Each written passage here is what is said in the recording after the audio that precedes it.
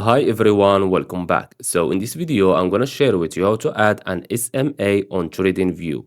So just follow me and follow the steps. It's so easy and simple. So first of all, open your TradingView, then click on indicators here at the top.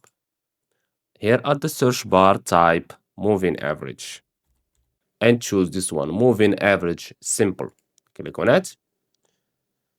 And now, as you can see here, this is our moving average. Now, let's say, for example, you want to change the length of it. So go to SMA here and click on settings. We have here the length. You can change it, for example, to the 20 moving average. Click on it like this, as you can see. Now, let's say, for example, you want to change the color. Again, click on the gear icon, go to style, and you will see here the color blue. Click on it, and let's choose another color. Let's say, for example, white. We have here the opacity, you can also change it. And we have here the thickness of this line, of the moving average. You can also change it like this, okay? After that, just click on OK. And as you can see here, this is our moving average, okay? In that set. So I hope you found this video helpful.